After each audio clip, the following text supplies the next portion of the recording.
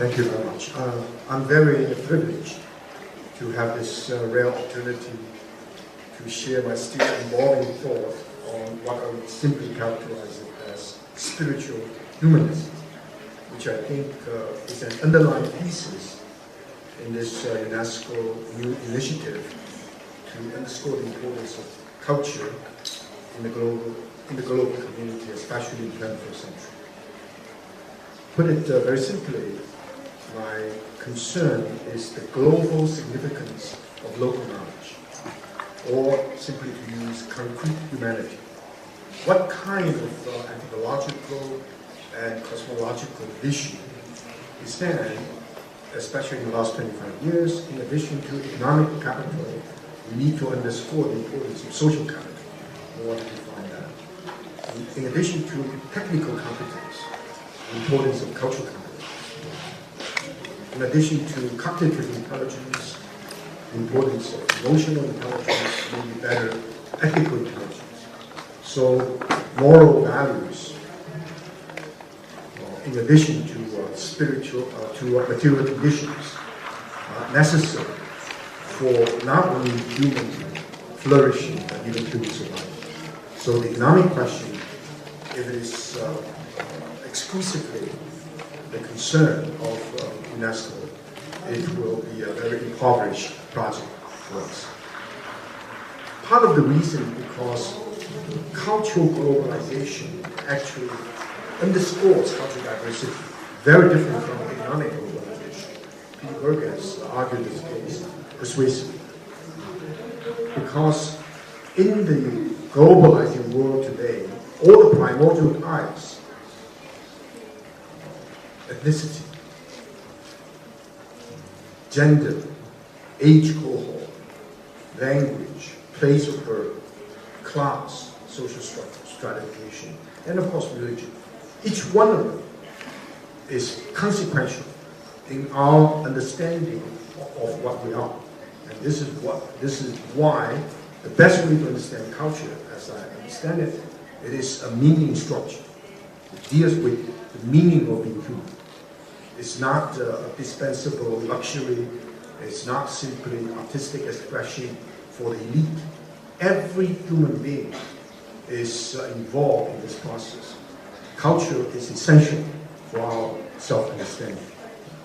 So in this new actual age, what we will say, we need to have a vision, some of the basic values that help us to understand the globally significant local knowledge or the globally significant concrete humanity.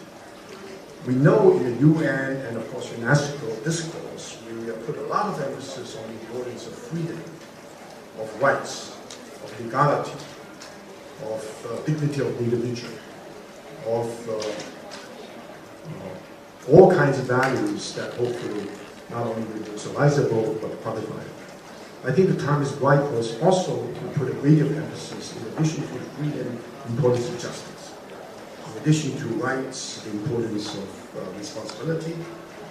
Of course, the importance of social harmony, in addition to personal dignity. Civility, in addition to legality.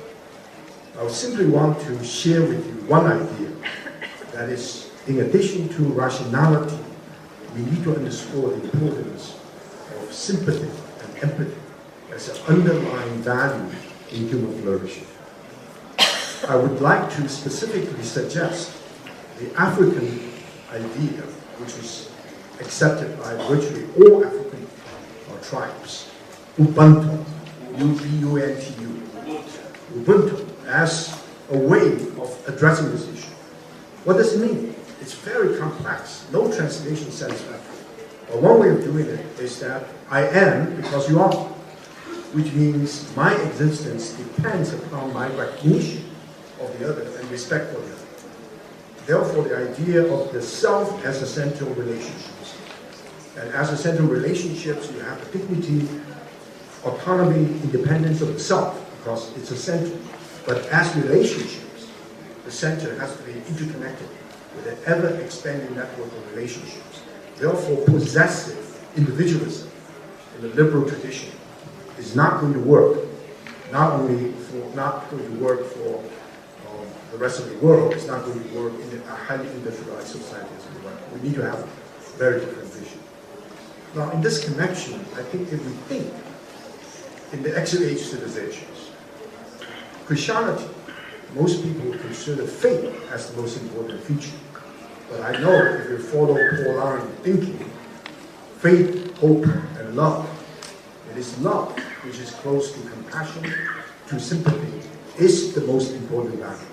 In the Islamic world, the importance of justice, but the justice is to care for the other and a sense of fairness. In the Buddhist tradition, it's compassion. In the Confucian tradition, it's the idea of humanity, or humanity as human sensitivity. So if we underscore this notion or variations of Ubuntu, which is also very powerful among virtually all the major indigenous traditions, I think the Earth Charter has underscored that very important dimension.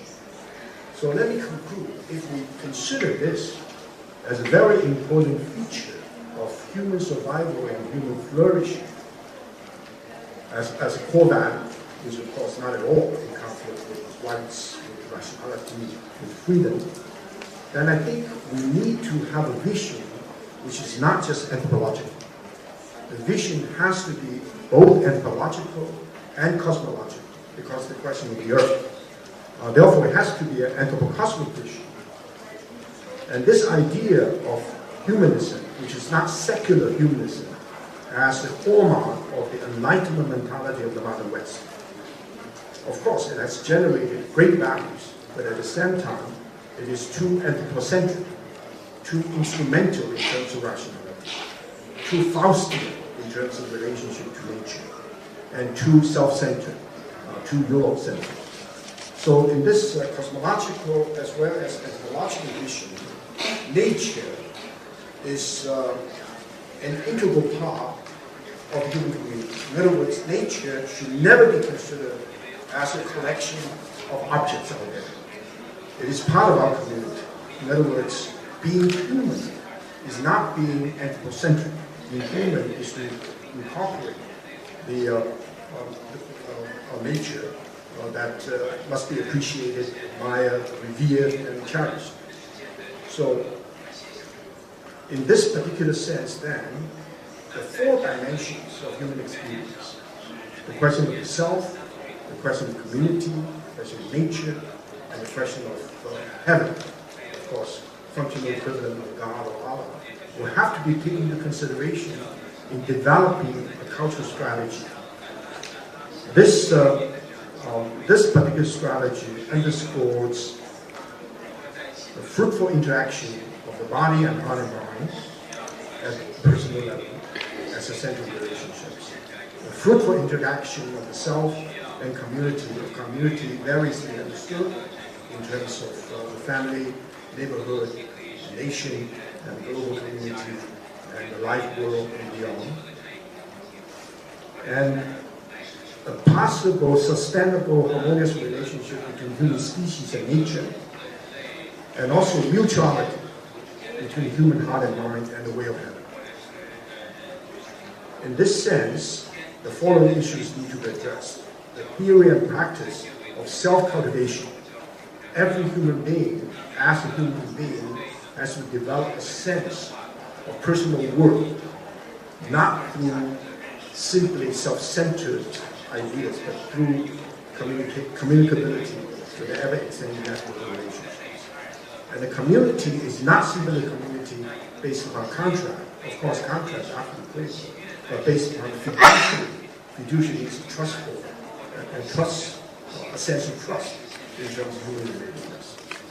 And the human-earth relationship, in this case, is not only a kind of externality in economic calculation. I think I like my colleague Amartya Singh's idea, but I think Amartya Singh is not religiously musical enough to recognize, in addition to the human world, there's a world beyond. And that idea of religiosity or spirituality. Now let me end with a notion, because I should have stated in Chinese, because this is something that China is very, very important. Emerging, hopefully, emerging Chinese cultural identity is open. Therefore, it's not any form of closed particularism. Therefore, nationalism, especially ultra-nationalism, will have to be avoided. And the cultural identity has to be pluralistic. At the same time, it has to be self-reflexive. Now, in this connection, then, I think the challenge for Chinese leadership is not only the development of economic sustainability, political integration, but cultural significance, and ecological consciousness. And one of the major challenges is how we understand religion. And it's a major challenge for all Chinese, right? Especially Chinese elite, both political, economic, and cultural elite, to take religion absolutely seriously as a way of human flourishing. Religion is, of course, can do all kinds of harm, as we know, crusaders, conflict, crashes.